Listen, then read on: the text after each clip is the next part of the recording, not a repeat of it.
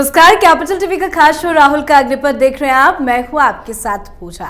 राहुल गांधी ने बीजेपी सरकार पर बड़ा आरोप लगाया है।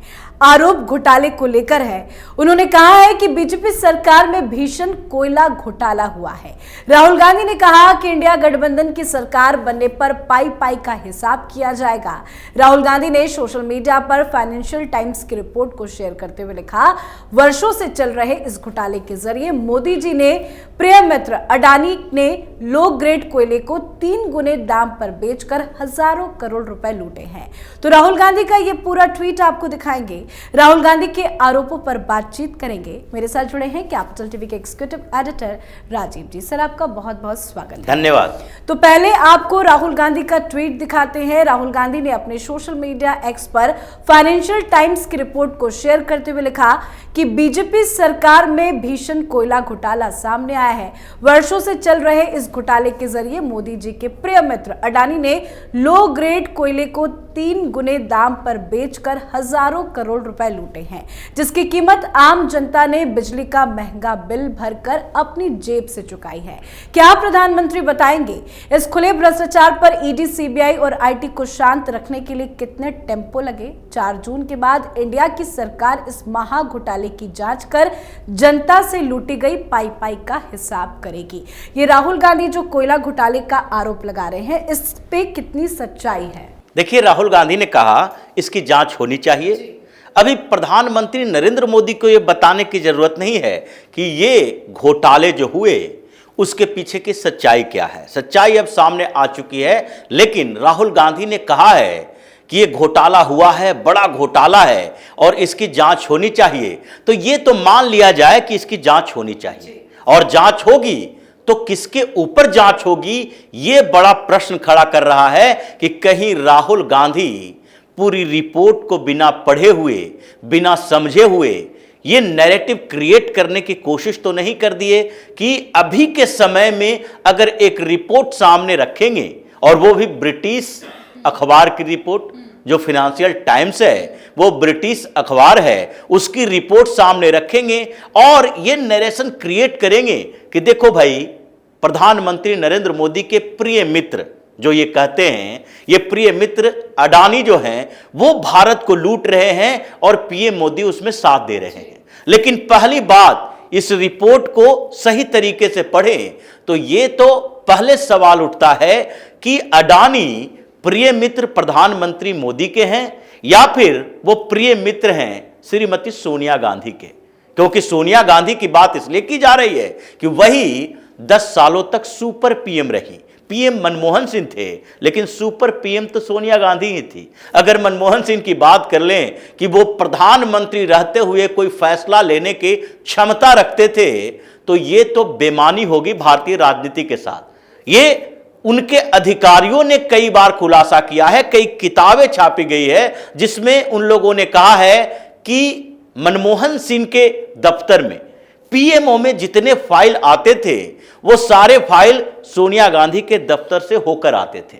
जब भी कोई फैसला लेना होता था, सोनिया गांधी के दफ्तर में वो फैसला होता था, फिर पीएम मनमोहन सिंह केवल इंप्लीमेंट करते थे, वो दस्तखत करते थे। वो दस्तखत के लिए पीएम बनाए गए थे, और बोलने की जहां तक बात है, वो किसी मुद्दे पर मुखर तौर पर बोल ही नहीं सकते। केवल एक ही मुद्दे पर आज तक उन्होंने बेहतर तरीके से बोला है कि जो हिंदुस्तान के संसाधन है उस पर सबसे पहला अधिकार अल्पसंख्यकों का वास्तव में मुसलमानों का है। यही एक बात रही जो वो खुलकर बोले, और सारी बात तो गड्ढमड्ढ तरीके से वो अपने प्रेस कॉन्फ्रेंस हो या मीडिया को संबोधन हो या जो कोई संदेश दे रहे हो, उसमें सारे उलझाव तरीके होते थे जो इतने सालों से उन्होंने एडमिनिस्ट्रेशन में काम करके, चाहे आरबीआई के गवर्नर के तौर पर या फिर यूएन में काम करने के तौर पर, डब्ल्यूटीओ में काम करने के तौर पर, ये सारे जगहों से वो जो एडमिनिस्ट्रेशन के चालाकियां, टेक्निकलिटी सीख कर आए थे, वही टेक्निकलिटी प्रधानमंत्री रहते हुए उन्होंने सबको बेवकूफ बनाने के लिए अपनाया। लेकिन यहां पर सवाल हो रहा है कि मोदी और अडानी या सोनिया गांधी और अडानी, ये दोनों की मित्रता है या फिर राहुल गांधी ने बिना रिपोर्ट पढ़े हुए इसे शेयर कर दिया और इस पर सवाल उठा दिया, क्योंकि फाइनेंशियल टाइम्स में जो रिपोर्ट छपी है उसमें एक इनवॉइस का जिक्र किया गया है, अडानी का इनवॉइस, जो इंडोनेशिया से कोयला खरीदते हैं और हिंदुस्तान में आकर उसको देते हैं पावर जनरेशन प्लांट को, तमिलनाडु के पावर प्लांट को वो सप्लाई करते हैं। इंडोनेशिया से वो कोल का शिपमेंट जो चलता है वो जनवरी 2014 में चलता है और यहां जनवरी 2014 में ही वो तमिलनाडु की सरकार को दिया जाता है। अब ये दोनों जगह के समय को देखिए, जनवरी 2014 जिस इनवॉइस की बात की गई है, ये नैरेटिव क्रिएट करने की तो कोशिश इसलिए की जा रही है कि अडानी पर अभी राहुल गांधी हमला कर रहे हैं, तो अडानी के उस समय के भी कुछ ऐसे सबूत मिल जाएं जो कि ये दिखा सके कि ये घोटाला हुआ है और इसी सरकार में हुआ है।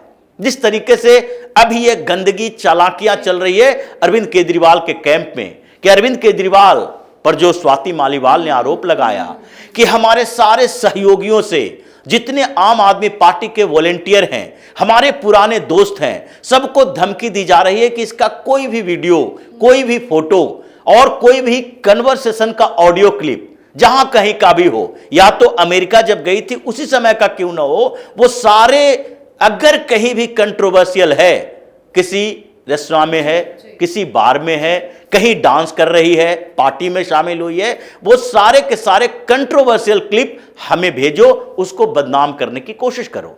यही चाल ये राहुल गांधी की टीम अपना रहा है कि वो जो रिपोर्ट है उसमें 2014 के एक शिपमेंट का रिपोर्ट दिया गया है, जिसमें कहा गया है कि इनवॉइस में 3500 किलो कैलोरी पर किलोग्राम का कोयला, जिसको कहा जा सकता है कि लो ग्रेड का कोयला है, वो 3500 किलोग्राम में ये जो यहां लाया जाता है उसे बेचा जाता है कितना, 6000 किलो कैलोरी पर किलोग्राम के ग्रेड के हिसाब से।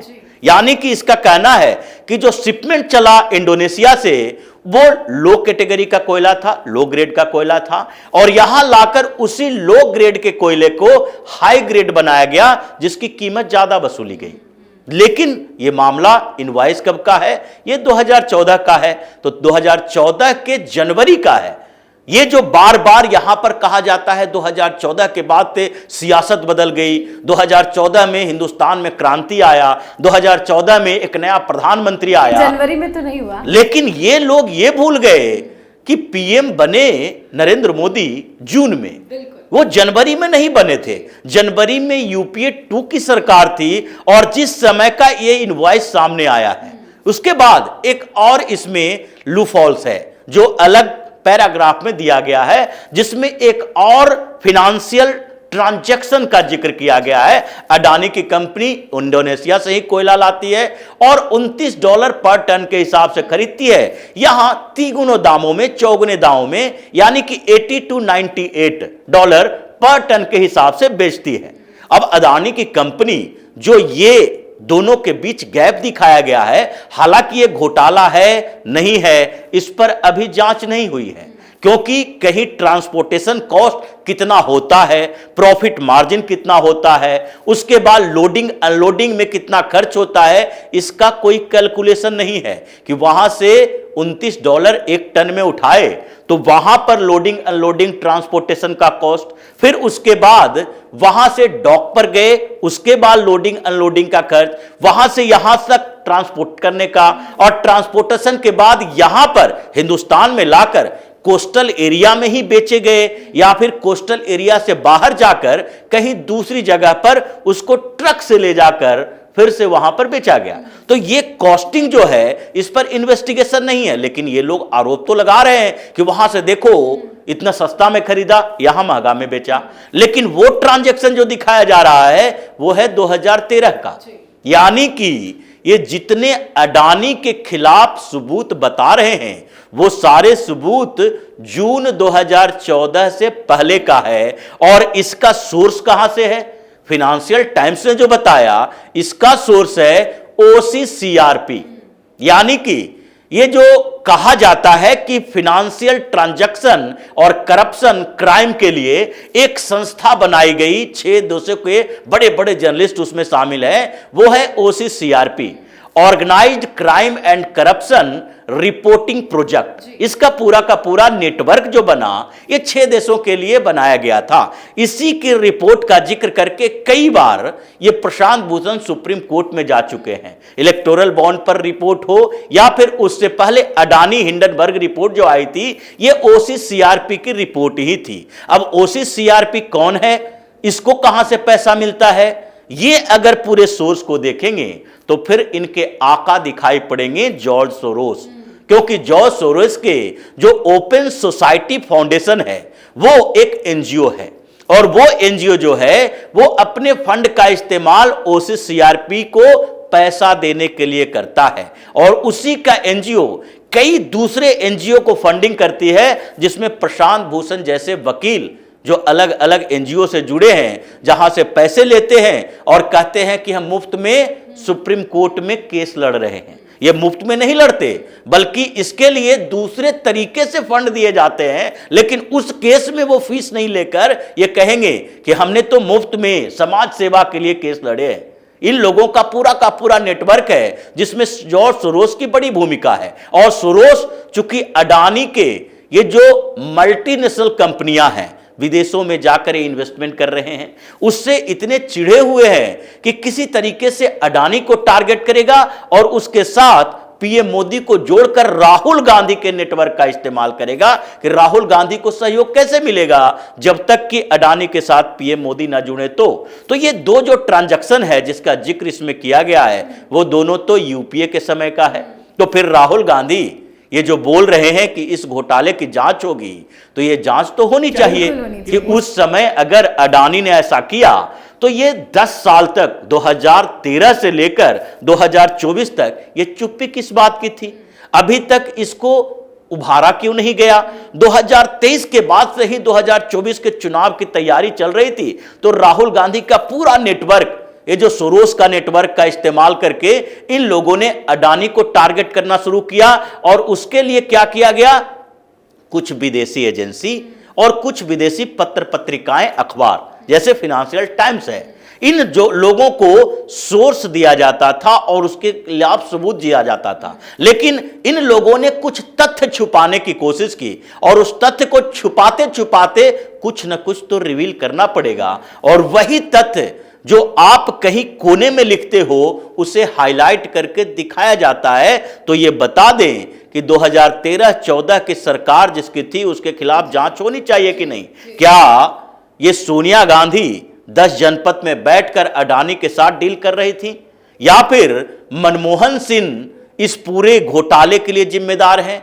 अगर ऐसे देखा जाए तो मनमोहन सिंह की कोई औकात नहीं थी, तो सोनिया गांधी इसमें इन्वॉल्व मानी जाएंगी। और जिस तरीके से इसका तार जॉर्ज सोरोस से जुड़ा है, ये तो मान सकते हैं कि ये सोनिया गांधी और राहुल गांधी का सीधा कनेक्शन है, जो कि पहले के मुद्दे को अब उभार कर चुनाव को प्रभावित करने की कोशिश की जा रही है। और इसीलिए यही लोगों को अमेरिका बेस्ड जितने करोड़पति अरबपति हैं, इन लोगों के ऊपर पिछले दिनों जो रूस की एजेंसियों ने एक बात कही थी, और फिर राष्ट्रपति पुतिन के मंत्री ने भी कहा था कि भारत के चुनाव को प्रभावित करने के लिए अमेरिका का एंटी इंडिया एक्टिविस्ट पूरी तरीके से तैयार है और पीएम मोदी के खिलाफ नैरेटिव क्रिएट करने की कोशिश कर रहा है, अवधारणा बना रहा है कि देखो ये क्रॉनिक कैपिटलिज्म को जन्म दे रहे हैं, ये सारे बड़े अमीरों को प्रश्रय देते हैं, उनके लिए काम करते हैं। इस अवधारणा के लिए इन लोगों ने पूरी कॉन्स्पिरेसी रची। लेकिन अब तो जांच 10 जनपद की होगी, अब तो जांच सोनिया गांधी की होगी, सोनिया गांधी और मनमोहन सिंह को जवाब देना पड़ेगा। लेकिन अब राहुल गांधी के ऊपर सवाल उठ रहा है कि क्या इनका ये दाव उल्टा पड़ गया है? तो कुछ छुपाने के चक्कर में खुद ही एक्सपोज्ड हो गए हैं। बिल्कुल। बहुत बहुत धन्यवाद सर समझाने के लिए। धन्यवाद।